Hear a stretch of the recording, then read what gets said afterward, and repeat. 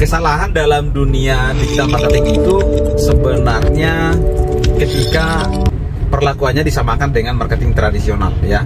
Jadi banyak menganggap ketika memulai digital marketing itu ya langsung buka lapak secara online atau buka toko online ya, langsung jualan gitu. Jadi hard selling gitu ya. Nah, padahal sebenarnya ketika Anda masuk di dalam dunia digital marketing ada banyak cara atau ada banyak tujuan yang bisa Anda lakukan. Nah, salah satunya memang adalah untuk melakukan penjualan ya, untuk meningkatkan penjualan. Tetapi kalau kita belajar dari merek-merek besar ya yang sudah sukses di dalam dunia digital marketing, itu salah satu yang saya baca itu di majalah marketing, yaitu Nutrifood ya. Jadi mereka menggunakan digital marketing itu lebih banyak brand awareness ya. Jadi bagaimana mereka dikenal, yaitu caranya bagaimana. Mereka tidak langsung jualan di sosial media. Nah, kita kan kecenderungan langsung misalnya buka sosial media langsung jualan gitu ya, buat live jualan gitu. Nah, jadi mereka kecenderungan membagikan tips-tips tentang bagaimana pola hidup sehat ya, karena memang produknya tentang Nutrifood ya.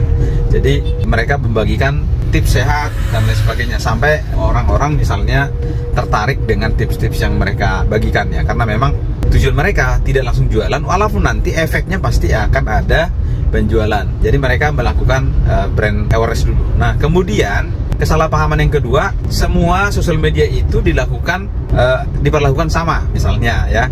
Jadi kan kecenderungan platformnya TikTok misalnya pasti akan perlakuannya berbeda dengan Reels atau Instagram ya.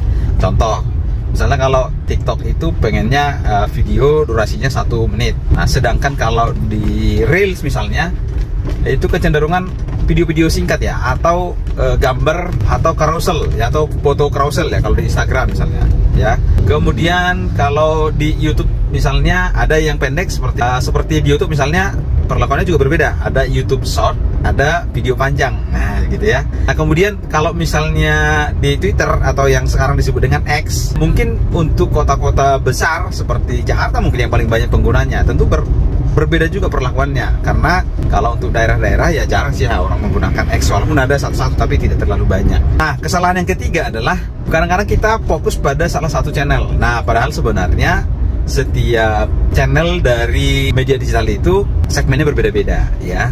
Jadi contoh, kalau misalnya anak muda banyakkan di TikTok ya, kemudian di Instagram juga mungkin akan berbeda, di YouTube akan berbeda, di Facebook apalagi gitu ya, mungkin yang legend-legend ya ada di Facebook. Nah, kira-kira seperti itu. Jadi kalau menurut saya, supaya tidak bingung, Anda boleh menggunakan semuanya, tapi mulai satu-satu secara pelan-pelan. Lalu masih ingat strateginya bahwa selalu evaluasi dari setiap channel tersebut. Kira-kira gitu guys, semoga bermanfaat, sukses selalu.